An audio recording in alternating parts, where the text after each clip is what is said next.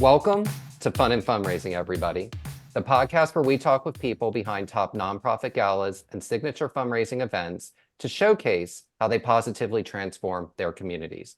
I am your host, Rob Giardinelli, and today I've got two really special guests on. So we have Carmen Holmes, who is the Chief Development Officer of the Family Place, and Clarisa Lindenmeyer, who is the co-chair of one of the organization's signature fundraising events, which is the 2024 Texas Trailblazer Awards. And one of the reasons I have these two on today is, one, we're going to talk about how a chair and the organization, a nonprofit, work effectively together. But also, Dallas does luncheons in a way that is really among the most effective in the United States of any city that I've ever been in. So really, the two of them together are really a dynamo powerhouse that are really going to give us a wealth of knowledge into what it takes to host a successful luncheon that also doubles as a signature fundraising event. And with that, Clarisa, Carmen, welcome. And I'm so excited to have you both here today.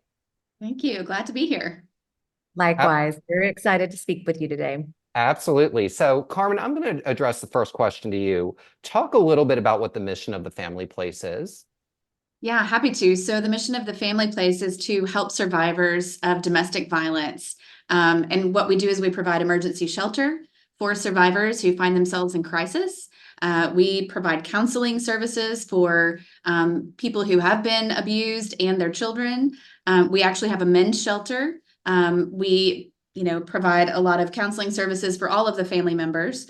We also do court-appointed visitations, and we do a battering and intervention prevention program where we actually teach abusers how to overcome that nature and to become, basically better humans. But we're really just looking at the whole picture of a survivor and moving them from a place of crisis and sort of abuse into this space of independence where they can flourish and begin to, just begin again following abuse.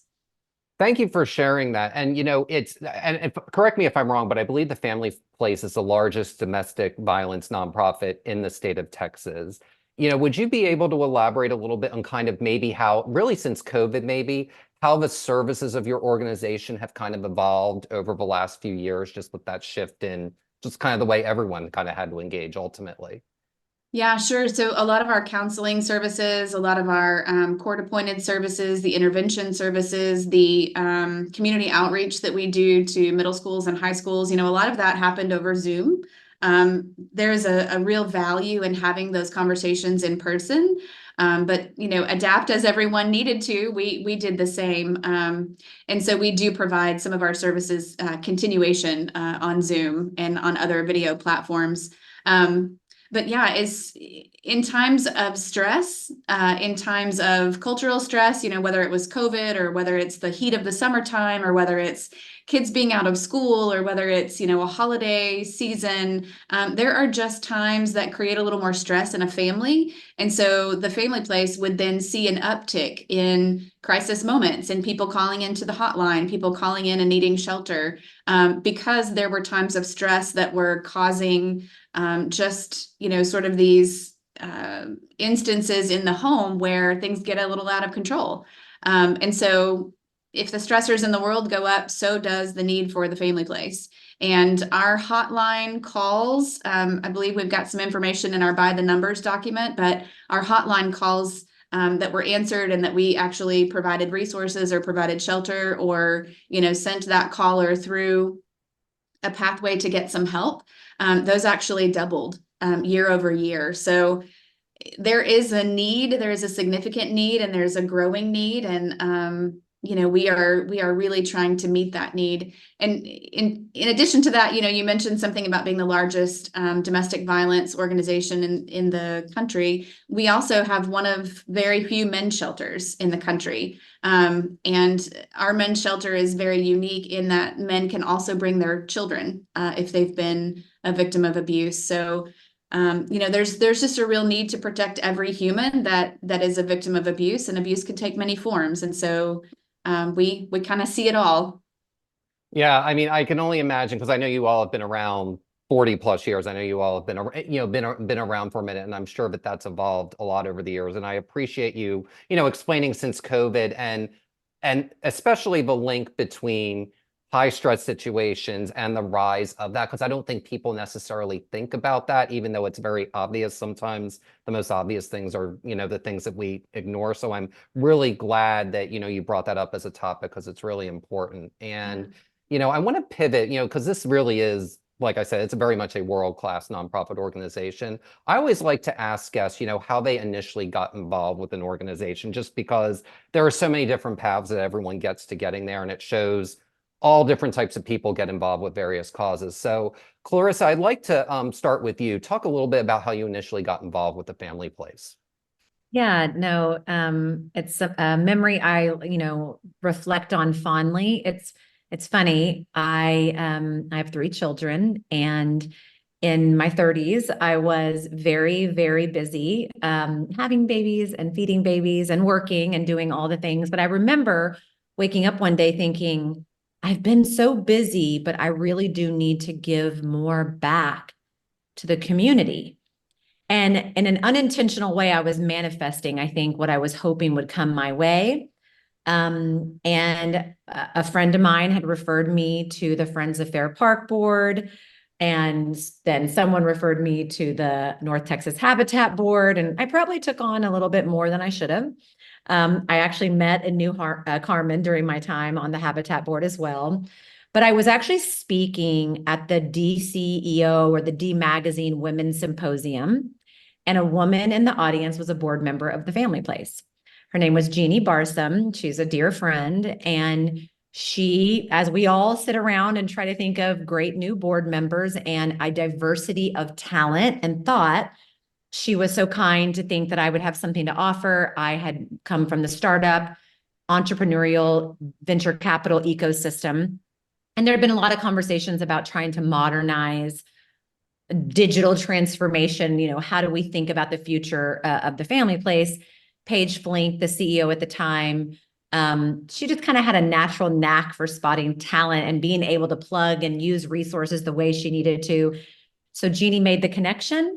And then I got to, go through the official process of the new board member interviews and the governance process, which is ironic because now I run that process with the co-chair, Michelle Goolsby, and it's quite fun on the other side. But I loved meeting. I just clicked with Paige immediately. The mission made so much sense. But I will tell you that it really wasn't until our new board member orientation, which is extremely immersive, and we hear from many different constituents that touch the family domestic violence scene, specifically district attorneys and police officers. And when I really learned how broad the reach of domestic violence is, not just generationally, but in crime, it touches all aspects of our lives, even if we don't exist in a home that suffers from domestic violence. And the dots started to connect, right? You think about housing, you think about homelessness, you think about poverty and food and domestic violence. All of those play a role.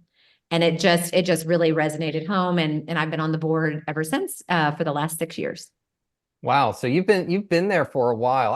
I love that story because I always like to say 90% of life is showing up. And the fact that you showed up at a symposium, completely unrelated, but yet related, just because everything in Texas, the social scene, the philanthropy scene are very intertwined. But it's interesting how you showed up in one thing. Someone saw you out of the audience, saw something in you, came up to you, and here you are, many years later. So that was one of the more unique stories that I've heard, in asking that question during the course of the series. So thank you for sharing that. Absolutely. And Carmen, I'd love to hear, your path to getting to the Family Place and running development for such a large and important organization. Yeah, so I've spent many, many years in the nonprofit space. I feel like one of the things I love the most about the work that I do is connecting people who have a passion for the mission and connecting an organization that can kind of link those two things together. And I really feel like I get to see people at their very, very best, because when they're plugging in, like Clarisa mentioned, when she intentionally made the decision to come and to be a part of the Family Place, she has enriched the organization with her skills and her gifts and her talents and her gifts and her network in a way that you can't do like on demand, right? It has to be a choice. And so I think when you show up to an organization, you are at your very best. And so I feel like kind of the luckiest kid in the world, right? I get to see people at their very best all the time because they're doing work for an organization that they feel a compassion for and a passion for. And they really want to see this particular piece of work, this body of work improve. And so I really do feel like I get to see people at their very best. And that's been one of the things I've enjoyed. I've had like I said, a very long career in nonprofit. I've been with a couple of organizations, including Dallas Habitat.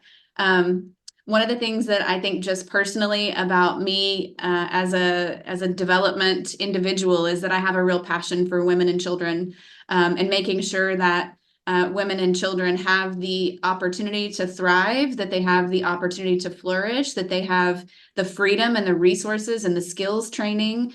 I think, history is riddled with instances where people were controlled or not allowed to be their full self. And this is a place, if there ever was a place, this is a place that teaches families how to gain independence. We provide skills training. We're taking that family, that client family from beginning to end. Our supportive living services actually allow clients to stay in apartments that we have for up to a year. And the apartment is rent free, but they're required to meet certain criteria. So it really takes them from sort of this emergency shelter situation where they're here for, 45 days and they're really just trying to get their feet back under them, to a place where they can move into a transitional program that teaches them skills, that provides, job training. It provides help with interviewing and help with resources. And we have a resale shop where people can go and shop for clothing to go to an interview. I mean, it really is sort of from one end of the spectrum to the other to make sure that that person has holistic care, so that then when they're ready, they can then step back out on their own. But it's not just sort of okay, we're going to intervene in this moment of crisis and then you're on your own. It really is this holistic approach to ensuring that families have the opportunities that they need to get back on their feet and to be whole and to flourish beyond our programming. I'm a little bit passionate about what we do. Well, you're a lot bit passionate, but what I loved about that story is the end goal is really what comes through is that you take them to a place where they can thrive. So it's from just mere basic survival and taking them to thriving. And, there's those things along the way, like, if someone hasn't been in the workforce for a while, getting job interview training and making sure to have outfits that, present yourself well for the professional world are all absolutely critical to getting there. So that was just a great through line with that. And Clarisa, I want to ask this question of you, but in a slightly different way. So in your answer, you said you had been involved, on the board for 6 years. So what has made you, it's one thing for, someone to come up to you after you spoke at the symposium and say, get involved. But what has made you stay involved for the last 6 years? Because, anyone who's involved with an organization for more than 5, it really speaks to them in some way. So what has made you stay involved with this organization so actively? Yeah, that's a great question. And it's interesting, as I alluded to earlier, I think there was a moment in time where I overextended myself and I was on too many boards at the same time. And I began to kind of curate what that looks like, terms and everything like that. And one of the reasons I think I committed to renewing my term at the family place and even serving on the executive committee, I mean, it's different for everyone, right? And when we talk about board engagement, which is a huge part of what we think about in the governance work, how are we communicating? Are we over communicating? Are we under communicating? Have they made a relationship with the board member? Do they have connection? And it really is, different things speak to different people. Just like you want your board to be diverse, you want the way you connect with board members to be diverse so that we fill their cups in different ways. And, we have lots of conversations about the fact that different people show up for different reasons, and that is okay. Different people give in different ways. We have quite a large board. We don't necessarily want everyone to have the same profile. It goes without saying that we need people on the board that can write checks that have networks that can write checks, that have companies they work for that can write checks. This is the business we are in. Fundraising is the only way we survive and provide these amazing services. But we also need people that will roll up their sleeves and help us with legal work and healthcare work and marketing and brand work and IT. And so because of that, I think what really spoke to me originally was Paige and how she moved as a CEO and her command of saying, oh, I see where your brilliance is. I'm going to put you to work over here. And it filled my bucket. She knew how to spot talent and get people moving in the direction that meant fulfillment for them. And of course, I was also served through her transition, her retirement and all of what that looked like. And, I think over time, what became apparent, it's the relationship with the other board members. It's not just the mission. The mission's really important, but I can contribute to that mission in many ways. And I don't have to be on the board. I can go to all the events, but to show up and do the real work, I think about these relationships and friendships and deciding, no, I want to go, I'm going to leave my family one night and go to this happy hour or go to this fundraiser because I want to catch up with so-and-so, or I want to make sure they have someone that shows up with them. So I think if we can give people at least 2 or 3 things that are filling their bucket, then we win and they show up no matter what. That was a brilliant answer. And we talk about on this show frequently that there's 3 types of capital. There's financial capital, there's human capital, and there's social capital. And you hit on all 3 of those in such an organic way. And you just took us through a story in such a succinct way as to why all 3 of those things are so incredibly and critically important. And, you had mentioned, we're here for fundraising. You wouldn't exist as an organization without it. And I think that's an excellent point to turn to, the annual luncheon, the Texas Trailblazers Award. So Carmen, I'd like to start with you, and then Clarisa, feel free to chime in afterward. But what is one thing a person or an organization can do to create a devoted following for an annual signature fundraising event such as the Texas Trailblazer Awards? Well, I think, Clarisa demonstrates this as well, as do many of our board members. There's this commitment to excellence. So I think you have to have a really fantastic event, and not necessarily in a way that some people might feel is successful, but you have to create space and you have to create opportunities and experiences that are sort of magical. There's no other way to describe it, whether it's a VIP reception with your friends and, you create this group of ladies that all take an Uber and they go to the VIP reception together. So it's all about community. It's all about the don't want to miss the update from the family place. It's the mission. I mean, we have got to communicate the mission in such a powerful way, not to lose people's attention so that we're not for 2 hours at a luncheon talking about the mission, but in a really thoughtful and compassionate and passionate way. We have to share the mission of our organization and the good work that we're doing. We have to be unique in that we have to be doing something that no one else is doing, and we really need to embrace that.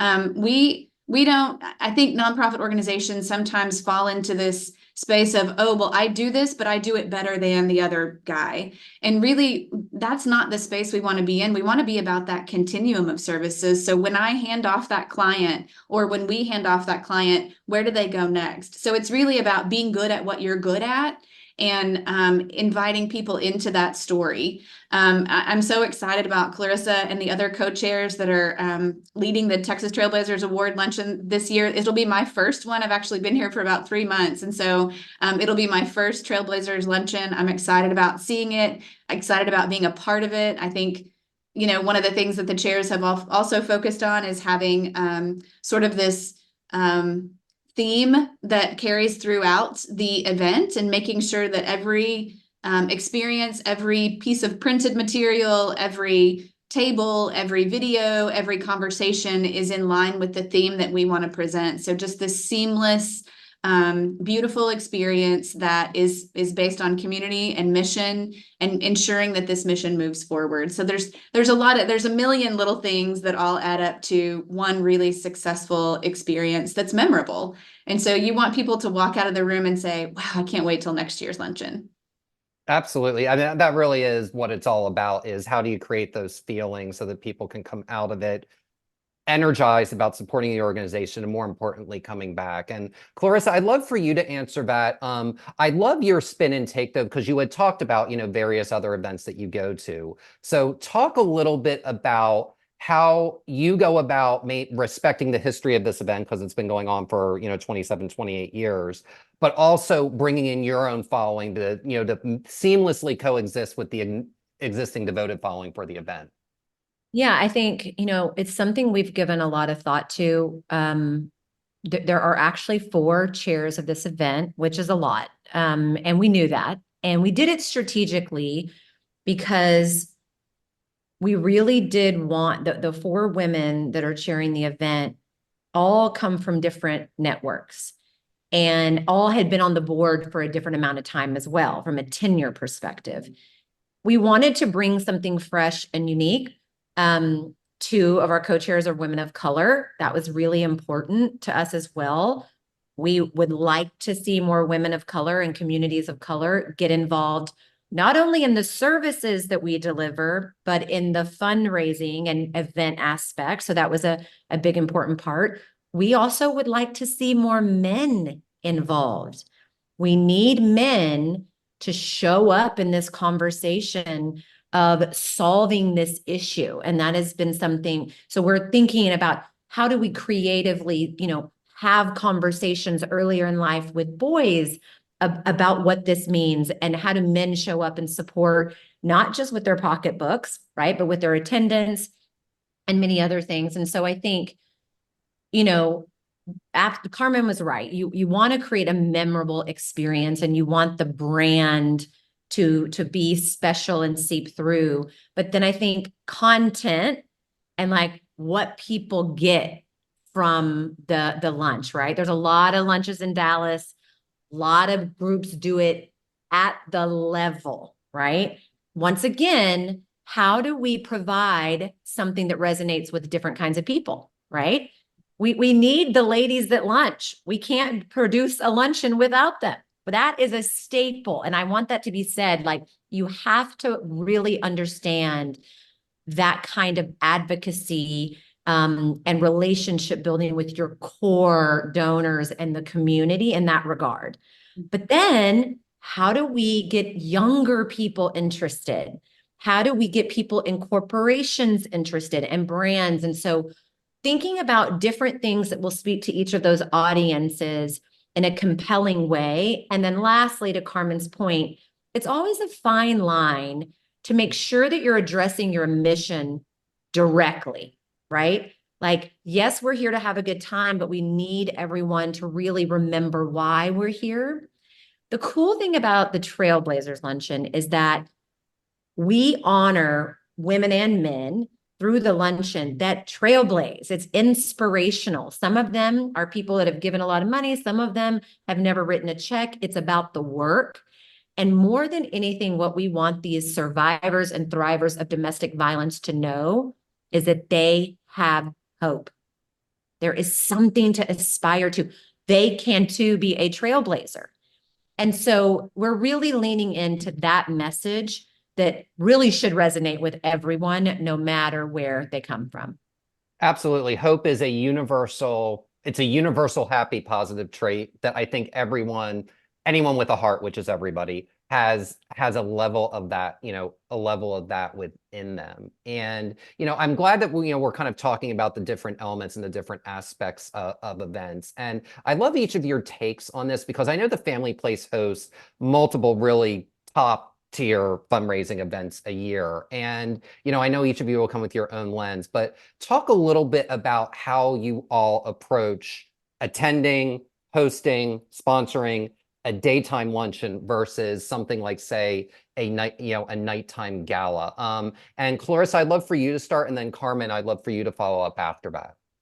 It's interesting because I think we'll definitely have two different takes on this. And when we were interviewing Carmen, one of Carmen's strengths and something I am so excited about her bringing to the leadership table is all of her relationships with corporations and brands, and being able to bring that into the family place from a fundraising lens. One of the things I just have to say, and I am biased, but the family place does not have one signature event. Many nonprofits do.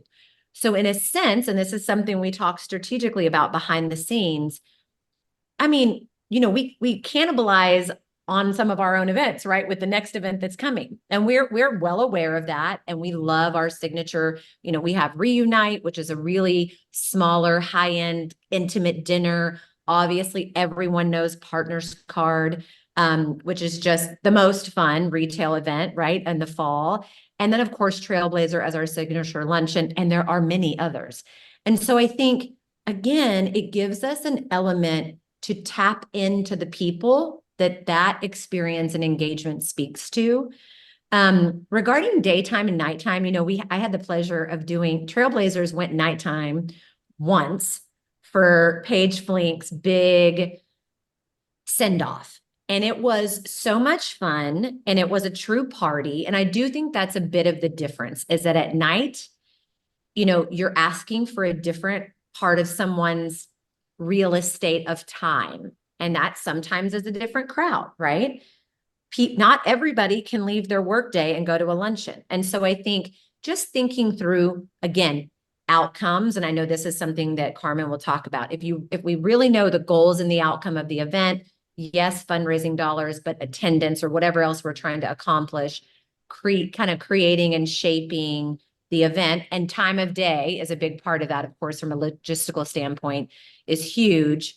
The fall is quite busy in Dallas, right? So always lots to juggle, whether it's the speakers that we're trying to get or even the hotel ballroom that we're trying to secure. But I think, again, getting the right event and setting the right expectations so that your audience knows what they're getting is key. Absolutely. And Carmen, I definitely want to hear your take on this from an organization perspective. Yeah, there's so much. Clarissa is absolutely right. The evening gala, you have to be, it's not necessarily always an entry point for an organization, right? This is a lot of our Reunite guests are, sort of cultivated over many, many, many years, and they are solid with the family place. They are committed and devoted. And, it's a high yield, it's a high ticket price, it's a high sponsorship level, and it is very curated. So we only really had capacity for 200 people at our most recent Reunite event. And with Trailblazers, I feel like there is so much potential for engagement with the organization with Trailblazers. So one of the things I love about a good luncheon is, really after COVID, a lot of families have struggled with getting back into that sort of evening scene. And so the luncheon provides an opportunity for people to do something during the workday, and they don't have to leave their kids, spouses, animals, whatever else it is that needs their attention at home.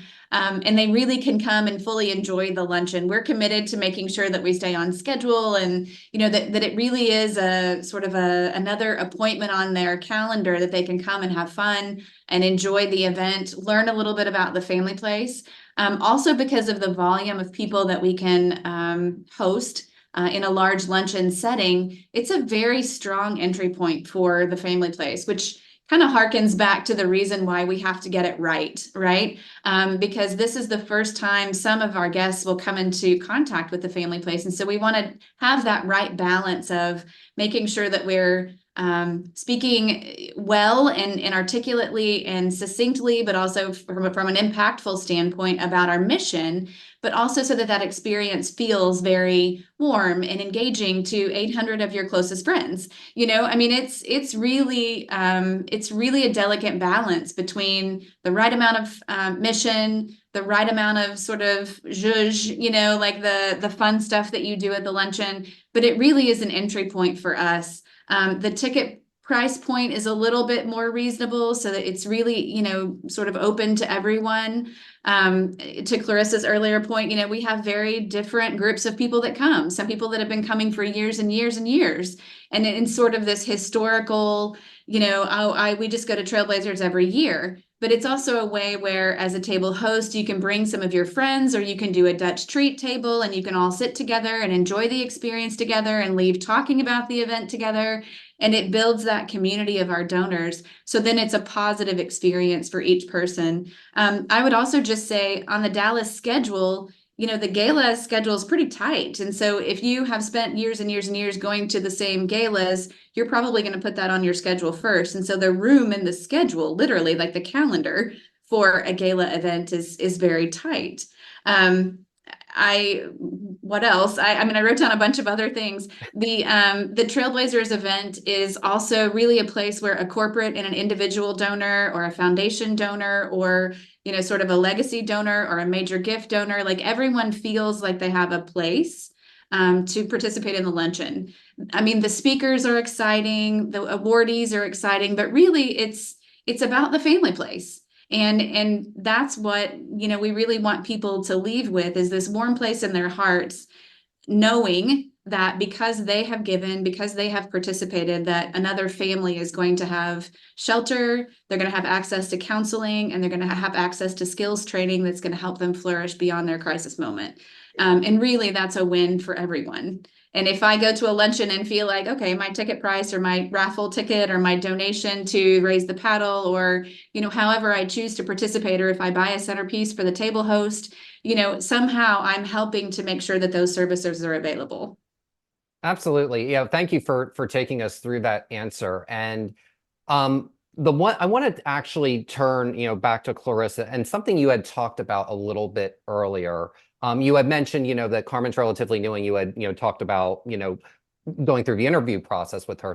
So talk about how important it is for event chairs to have a strong relationship with the organization to create an overall successful event. And you all have the unique twist of, you were looking for, a new development person as a group in the middle of the process of this event. So I really would love your take on this.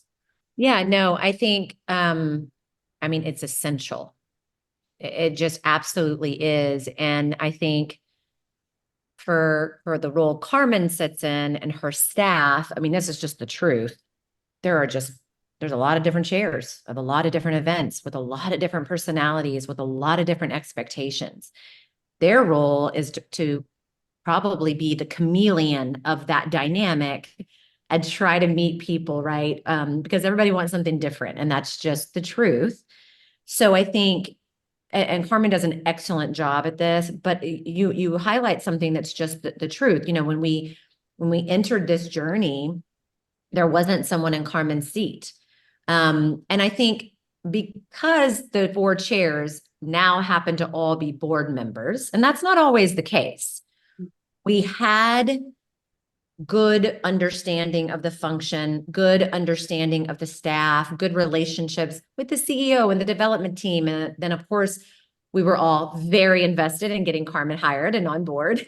But no, I think you have to find a rhythm, and you have to let people play in their areas of brilliance. Carmen spoke to this earlier, understanding what things your chairs care about and don't. What are the resources that we have in the organization and that we don't? We all have great ideas, but we have budgets that we have to work within. And so the partnership between chairs and the team cannot be overstated. It is just that important. And we've been able to navigate that, even though, I think Lindsay Jackman and I took Carmen to breakfast on day one, and I was ready to talk about Trailblazers, right? We didn't give her much time to catch her breath. Maybe day zero. I'm not sure.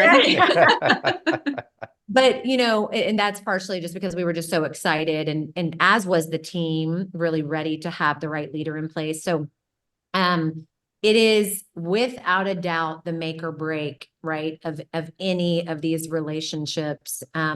Yeah. And we're super excited to have the support that we've had. Fantastic. And Carmen, I'd love for you to answer this, but more through the lens of, how has having strong relationships with Clarissa and the other chairs helped you more quickly ramp into the development role and really understanding the typical donor of the family place and using that as really a way to kind of get to know all the donors. Because really that's the great thing about signature fundraising events is there's really no other place where you're going to get all the donors in a room. So I'm sure that this has been a wonderful initiation for you. So talk a little bit about that and how your strong relationships with the chairs have made that possible. Right. Well, Clarissa said something that was very important a little earlier in our conversation about Paige Flink and how she would meet someone and then say, oh, you would be brilliant in this area. So I feel like that's really the role of the development team, is to understand, okay, you're coming with this passion. What is the passion about? Like, how can we unpack that so we know like how to put your skills and your passion into the right spot, and to, so really I was learning the family place and Trailblazer sort of all at the same time. I was grateful that I actually have known two of the chairs, Clarissa and Lauren, from years past. And so I had a little bit of a foundation. I guess that's a little bit cheating, right? I didn't have to learn everything all at once. So I knew Clarissa and Lauren before, but just the passion that they have for excellence, and then trying to work that into sort of the framework that already exists, but making sure that we are all understanding, hey, this passion comes from a place of wanting this to be excellent, wanting this to move this organization and this event and this experience into the next year and beyond. And really just trying to channel all of that, the wonderful ideas, the wonderful like external experience and external skill sets that come to bear in chairing an event. And so it's been fantastic. I am really excited about the direction. I'm really excited about all the different communities that these chairs represent and all of the different networks that they represent. And yet they are also very, very good friends. And so that's a unique gift to the family place as well, and to this luncheon, is that they all bring this really incredible set of skills and they're complementary. So I feel like our job is to understand, okay, where do we go? Like let's all get on the jet ski and ride forward together. Like how do we get there? And I know that these chairs have really amazing, passionate goals for the Trailblazers. And I'm like, I'm here for it. It's my first year. Let's do it big. Let's do it right. Like, let's go. And so it's been a lot of fun so far. And, we are just rocking along. That's awesome. And speaking of rocking along, so Clarissa, I'd love for you to start with this question. Tell us a little bit about what guests can expect to experience at this year's Texas Trailblazers. I saw that we might discuss this, and I wish we had more official announcements that we could share. We're close. What I'll say is that we really spent a lot of time trying to find the right speaker. I think the person that we've chosen will be a little different and a little unexpected, and speak through a different lens. I think there'll also be some other things in, the news and the arena that tie in to why we chose this person. So I'm super excited that we'll have some fresh blood, so to speak, on this stage to entertain. And it's interesting. I've learned a lot in sharing. I've done fundraising and sponsorship stuffs and all kinds of aspects of my career before, but the development team really understands this luncheon. They know how they go about raising money. And the speaker is really, really important, but it's not everything by any means. Like, people want to come and be informed and entertained. But to your earlier point, how do you get people to come again and again, year after year? How do you grow the audience? It has to be multi-tiered. The Trailblazer Award is really meaningful, and who gets chosen for that, their impact, right, and the kind of work that they did. So I'm excited that we're going to get to tell that story. And then we do have some new things that we're going to be announcing. Once again, I don't think we're quite ready to share all of it, but we have something new and big that will be unveiled at this luncheon this year. So Carmen's chuckling because I would love to be able to say what it is, but we're just not ready yet, and everybody would kill me. Well, and we love teasing, and most of our guests, they never divulge the full thing. One, because they want you to buy a ticket and you got to go. And two, you got to get to that website and see, what the organization's about. So, Carmen, tell us a little bit about what you're looking forward to for experiencing this event for the first time as a development representative of the organization. Yeah, so I'm just looking forward to being proud of the work that we accomplished together. I think, every experience between the development team, obviously we've got our goals that we set and we want to adhere to, but really those goals are born out of need from the organization. And so it's not this arbitrary goal. People say, oh gosh, we'd like to raise $500,000. Well, it's not arbitrary. It's because there are real costs to providing services to families that don't have, the means to pay for the services. And so we really have to set goals and set the bar higher and higher, because if we want to serve more clients with more services and more programs, then we do need to raise the funds. And so that's not an arbitrary goal. And we're always excited about the win, but it's the win for the organization, not necessarily for, any one individual person. It's really a collective. And I'm looking forward to just being able to stand in front of or behind, a room of 800 people and see them smiling and nodding and laughing and clapping and understanding the mission of the family place and how they can be a part of it and how they can make a meaningful impact on the work that we do.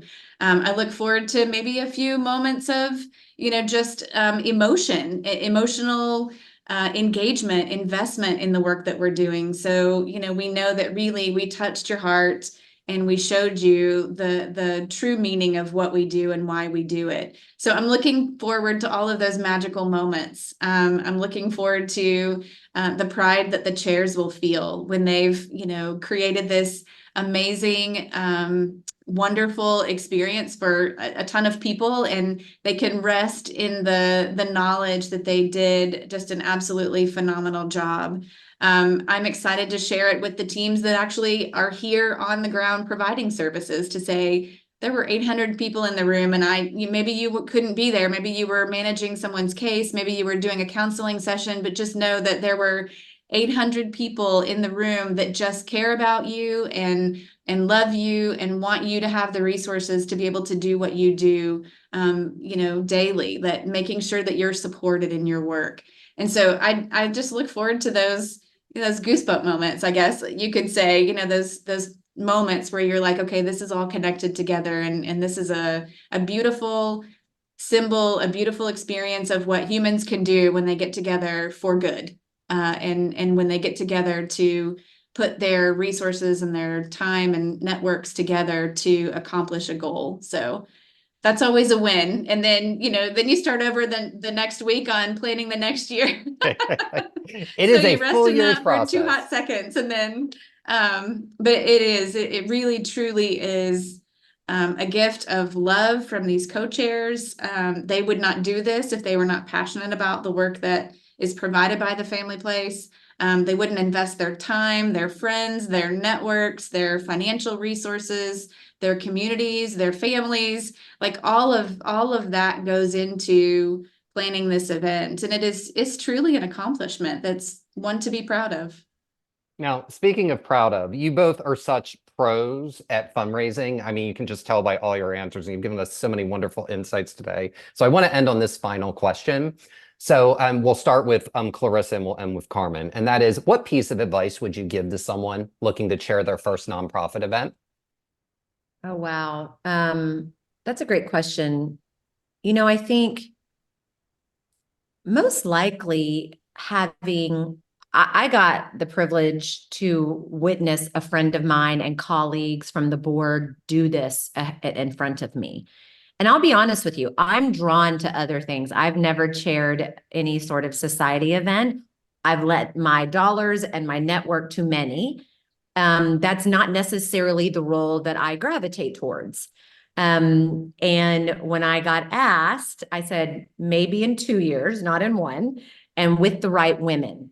And so I think it gave me time to observe and pay attention and learn. I mentioned Lindsay Jackman before. She's a dear friend. She leads our development committee on the board. She chaired last year's Trailblazer, and she is just a force. And she has done this like a second career, right? For many, many years in many organizations. So seeing how she moves and learning from her, I just think that's the biggest advice I could get. And then to pick people that you really love doing life with to do the work with. Perfect answer. And Carmen, what about you? I would say, a passion for the mission is always good. It drives what you do and the conversations that you have. I love the whole partner in crime, approach. I think it's nice to have a friend to sort of co-chair with and, to bounce ideas off of one another. And it's just, I think that's important and really special. And I think the other thing that I would say is pick a good development team to work with. Not to toot the horns of the folks at the family place, but it's really important to have a strong development partner that can kind of say, hey, you don't have to worry about this. We got this. These are the things I really need you to focus on. And let's brainstorm about these pieces. And, if you have ideas for special moments, if you have ideas for awardees, if you have let's talk about those, but don't worry about the smaller details. Those are, don't worry about the letters going out. Like, you don't need to come in and stuff letters. Like, that is not your role. I need your skill sets to focus on the large things. And so, really, we have volunteers to stuff letters. And I don't want to burn the chairs out with every single detail. And so having them focus on that, sort of moving the event forward, not just for this year, but into the next year, like the thematic things, the big rocks, the large details, like give us direction on that, but let the development team be the partnership. So I think it really truly is about a partnership. If you have a development team that expects you to do everything from licking the stamps to licking the back of the envelopes, maybe your skill set can probably be used in a better way. So I would just say pick a great mission, a great solid organization, and a good development team. That is mic drop moment. I mean, you both gave such good answers, and we're going to add those 3 comments with people you want to do life with, because Clarissa, I thought that was a great answer. So, thank you both so much, Carmen, Clarissa. I can't thank you enough for the time today. This was just a wonderful conversation. You both gave such tremendous insights. So thank you very much. We enjoyed it. Thank you so much for having. Thank you so much, Rob. Absolutely. And the 28th annual Texas Trailblazers Awards Luncheon, benefiting the family place, will be on October 4th, 2024 at the Hilton Anatole in Dallas, Texas. For more information, please visit familyplace.org. And that will do it for this episode of Fun and Fundraising. I'm your host, Rob Giardinelli, reminding you to keep it fun, keep it interesting, and your guests will have a great time. Have a great day, everyone, and take care.